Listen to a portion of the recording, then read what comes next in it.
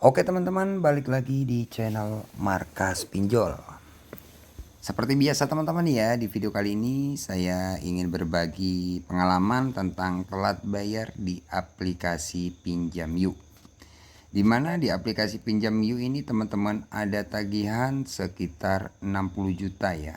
Ini sudah plus bunga loh ya, sudah plus bunga atau denda. Sebenarnya untuk pinjaman pokok awal nggak sampai 60 juta. Tapi karena keterlambatan ada dendanya, jadi kisaran 60 juta sekarang. Oke, seperti apa keseruannya kalau telat bayar di aplikasi Pinjam Yuk atau pinjaman online yang nominalnya besar?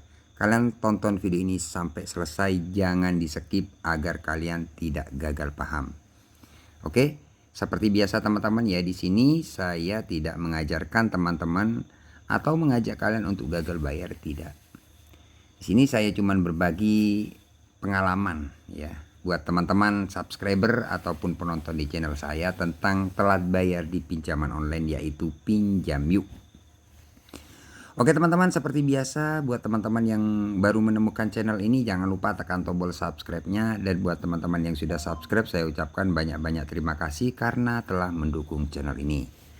Oke, tanpa basa-basi langsung saja kita bahas teman-teman.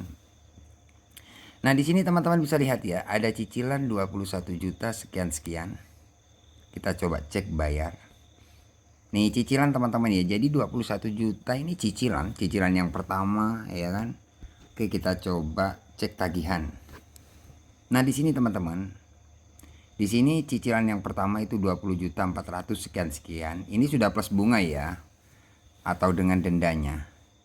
Nah, ini tanggal pencairan tanggal 24 tanggal 25 bulan 4 2025. Artinya ini sudah terlambat teman-teman. Ya, jadi sudah terlambat.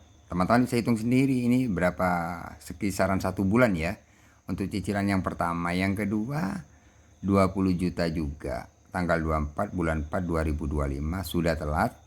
Yang ketiga juga 21 juta sekian-sekian tanggal 15 bulan 4 2025. Jadi totalnya ini sekitar 60 juta lebih teman-teman. Nah, jadi tiap hari ini bertambah ya untuk bunganya.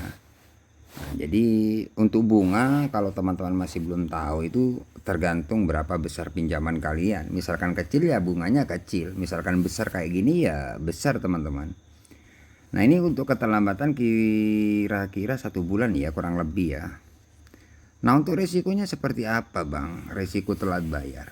Jadi resiko telat bayar kalau teman-teman telat bayar di aplikasi contohnya Pinjam Yuk ya. Misalkan kalian masih belum telat, biasanya sudah di WA teman-teman. Jadi kalian akan dihubungi sebelum telat itu sudah diingatkan ya. 1 hari bisa sampai 3 kali, 4 kali. Nah, kayak gitu diingatkan. Jadi ya semacam kayak berisik gitu loh. Nah, itu resiko telat bayar. Masih belum telat aja sudah di WA kan. Nah, itu salah satu telat bayar di pinjaman online seperti itu. Apalagi teman-teman sudah terlewat 1 hari, 2 hari, 3 hari, 1 minggu, itu akan banyak masuk WA ke kalian. Ya, ada yang neror, bahkan ada yang nagih, ada yang sopan. Nah, seperti itu. Itu salah satu resiko misalkan kalian telat bayar gitu loh. Jadi buat teman-teman misalkan telat bayar di pinjaman online contohnya seperti Pinjam Yuk, kalian harus kuat mental. Karena tiap hari banyak yang WA teman-teman, yang nagih itu banyak, bukan 1 nomor atau 2 nomor ya. Jadi banyak ya. Jadi bukan 1 nomor, 2 nomor bukan. Jadi banyak seperti itu ya.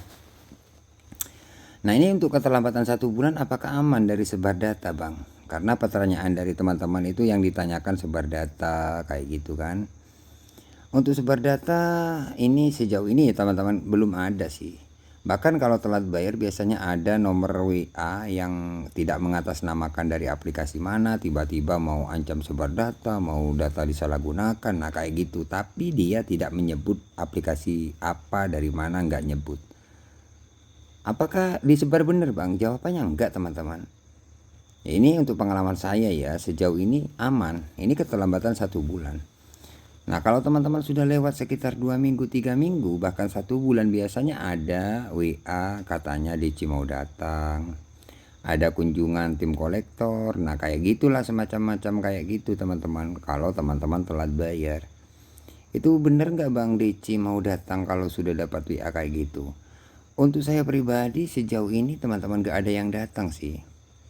DC nggak ada yang datang. Teman-teman bisa lihat sendiri di video-video saya itu. Kalau saya dapat WA DC misalkan mau datang ke rumah, mau ke tempat kerja atau minta Sherlock kayak gitu, saya telepon loh teman-teman. Ya sebenarnya saya nggak pernah panik sih, misalkan dapat WA kayak apapun nggak pernah panik. Bahkan DC-nya yang panik. Karena apa? Karena dia neror sebenarnya, nakut-nakuti. Sempat kemarin dapat WA katanya DC mau datang. Saya telepon, iya Pak, besok lah, saya tunggu ya. Iya tunggu aja di rumah. Setelah besoknya saya chat lagi, Pak gimana? Sudah nggak aktif teman-teman. Jadi buat teman-teman ya, kalau dari saya pribadi ya, kalau teman-teman telat bayar itu harus benar-benar kuat mental gitu loh. Kenapa? Karena pinjol itu kayak bombardir mental kalian gitu loh. Jadi mental kalian itu kayak semacam dibombardir agar kalian panik, biar kalian mencari dana talangan atau perpanjang. Modelnya seperti itu. Jadi itu yang saya alami. Tapi sejauh ini untuk keterlambatan 1 bulan ini aman-aman saja, nggak ada sebar data. Tapi kalau teman-teman bertanya apakah Kondar dihubungi, kalau Kondar itu ya tiap hari dihubungi teman-teman. Di WA dihubungi, bahkan data mau dialihkan tim lapangan, nah kayak gitu seterusnya ya seperti itu. Sampai kapan Bang? Enggak tahu ya sampai kapan. Ini 1 bulan masih WA terus sih gitu loh. Cuman WA aja, dia sopan. Kalau nggak sopan saya telepon loh teman-teman. Kalau teman-teman misalkan ya orang-orang yang takut biasanya itu semacam kayak diteror gitu.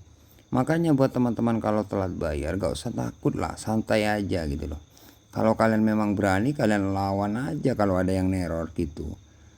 Kenapa? Semakin kalian takut, semakin ditakut-takuti. Kalau teman-teman berani, misalkan di telepon, angkat aja. Misalkan di marah-marahin ya kalian balik aja kayak gitu, marahin balik kayak gitu. Nah itu biasanya DC-DC itu takut seperti itu gitu loh. Makanya di video-video saya sering telepon DC-DC pinjol yang sering neror itu. Kalian ceklah video-video saya. Bahkan saya kerjain teman-teman. Jadi untuk aplikasi pinjam yuk sejauh ini masih aman dari sebar data dan tidak ada yang datang DC-nya ya. Padahal dapat WA katanya ada jemputan dana atau tim lapangan mau meluncur kayak gitu sering. Tapi sejauh ini alhamdulillah masih aman teman-teman ya.